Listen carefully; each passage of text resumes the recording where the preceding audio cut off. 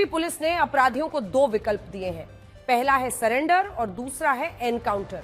पिछले 2 दिनों में यूपी के मेरठ, संभल और चंदौली में 3 एनकाउंटर हुए हैं। यूपी पुलिस का एक्शन देखकर तीनों एनकाउंटर के बाद बदमाश अपराध से तौबा करने का दावा कर रहे हैं। मेरठ पुलिस ने कुछ ऐसे बदमाशों का एनकाउंटर किया जो गाय का मांस लेकर जा रहे थे और उन पर गोकशी का शक था। पुलिस ने जब उन्हें रोकने की कोशिश की तो बदमाशों ने फायरिंग शुरू कर दी और इसके बाद पुलिस की फायरिंग में तीनों बदमाश बुरी तरह से घायल हो गए।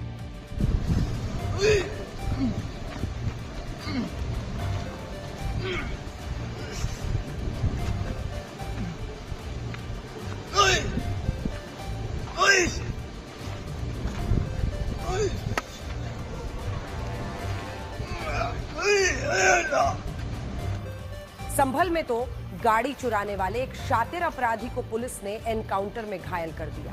अस्पताल में जब पुलिस अधिकारी ने उससे बात की तो वो बोला, साहब मेरा ऐसा हाल कर दिया है कि भीख मांग लूंगा, लेकिन अब से गाड़ी चोरी नहीं करूंगा।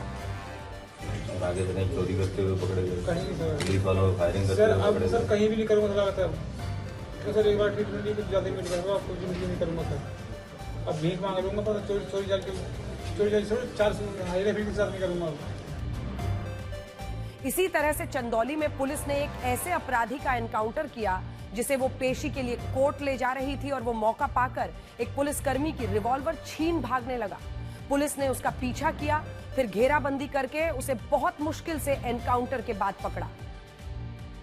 प्रदूषण की स्थिति देखते हुए डॉक्टर्स लोगों को सलाह दे रहे हैं कि वो कुछ दिन पहाड़ों पर बिताएं।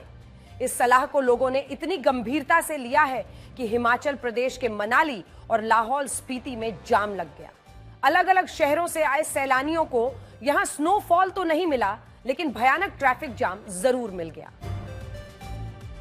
सर्दियों में लोग स्नोफॉल देखने के लिए पहाड़ों का रुख करते हैं।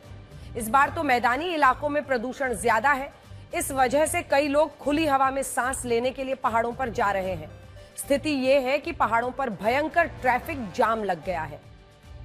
सोशल मीडिया पर लाहौल स्पीति की ये तस्वीरें वायरल हैं। सैलानियों की भीड़ की वजह से यहां करीब 2 किलोमीटर लंबा ट्रैफिक जाम लग गया।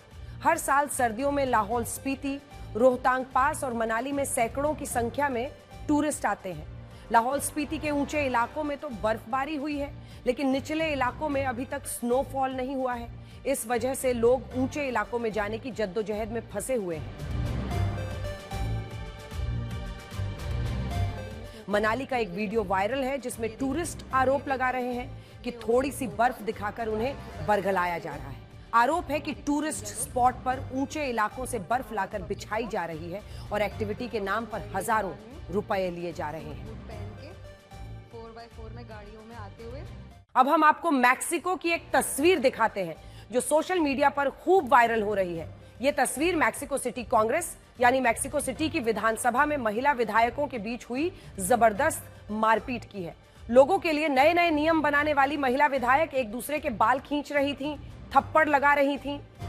एक महिला दूसरे के बाल खींच रही है, दूसरी महिला तीसरे के बाल खींच रही है और ये सारी महिलाएं एक दूसरे के थप्पड़ भी लगा रही हैं। मैक्सिको सिटी विधानसभा की इन तस्वीरों के व्यूज अब मिलियंस में पहुंच चुके हैं। यहां पर मैक्सिको सिटी ट्रांसपेरेंसी इंस्टीट्यूट को भंग किए जाने और सरकारी कामों में पारदर्शिता लाने से जुड़े सुधारों पर बहस चल रही थी। इस दौरान सत्ता पक्ष और विपक्ष की कुछ महिला विधायक पोडियम पर चढ़ गईं और वहां पर हंगामा शुरू कर दिया। महिला विधायकों में हो रही बहस जल्दी ही एक दूसरे के बाल खींचने, कोहनी मारने और धक्का मुक्की में बदल गई।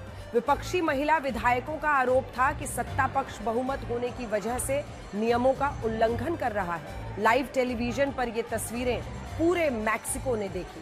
फिर यही तस्वीरें सोशल मीडिया पर वायरल होकर पूरी दुनिया में फैल गई।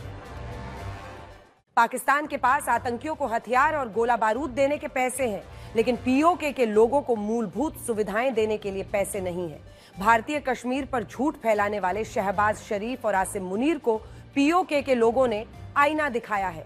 पीओके में पाकिस्तान सरकार के खिलाफ एक बड़ा आंदोलन शुरू हो गया है और इस आंदोलन का मुद्दा है बिजली, सड़क और इंटरनेट।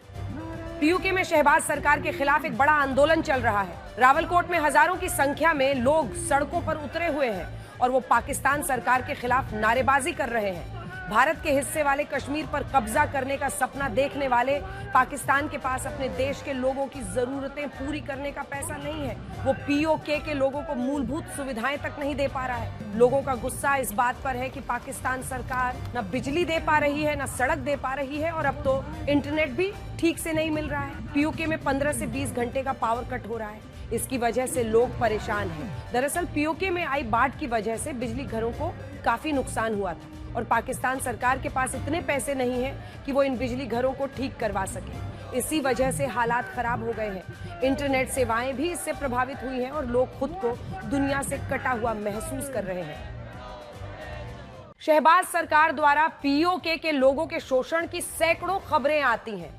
इसी वजह से आए दिन पीओके के लोग शहबाज और मुनीर के खिलाफ सड़कों पर प्रदर्शन करते हैं। शहबाज सरकार द्वारा पीओके के लोगों के शोषण की सैकड़ों खबरें आती हैं। इसी वजह से आए दिन पीओके के लोग शहबाज और मुनीर के खिलाफ सड़कों पर प्रदर्शन करते हैं। लेकिन अब हम आपको भारतीय कश्मीर से आई एक अच्छी खबर दिखाते हैं। जम्मू कश्मीर के उधमपुर के एक युवा खिलाड़ी का सिलेक्शन आईपीएल में हो गया है। जम्मू कश्मीर के उधमपुर के रहने वाले युवा क्रिकेटर ब्रिजेश शर्मा को राजस्थान रॉयल्स ने 30 लाख रुपए में खरीदा है। वो आने वाले आईपीएल सीजन में राजस्थान रॉयल्स की ओर से डेब्यू करने वाले हैं। 27 साल के ब्रिजेश शर्मा जम्मू कश्मीर से खेलते हैं और दिल्ली में ट्रेनिंग लेते हैं। ब्रिजेश को राजस्थान रॉयल्स ने तेज गेंदबाज के तौर पर अपनी स्क्वाड में रखा है। ब्रिजेश के पिता उधमपुर में लेबर का काम करते हैं। वो अपने बेटे की कामयाबी से बहुत खुश हैं। जर्नी मेरी काफ़ी एक खट्टी मीठी जर्नी रही है, फ्रूटफुल भी रही है। बीच में मेहनत चलती रही। मैं स्टेट भी खेलता रहा जम्मू कश्मीर से, फिर बीच में 1 आध साल ड्रॉप भी हुआ। माता रानी की इच्छा बाहर से वो सिलेक्ट हुआ है और मैं चाहता हूँ कि सब लोग ऐसी मेहनत करें और सबको ऐसा ही आशीर्वाद मिले।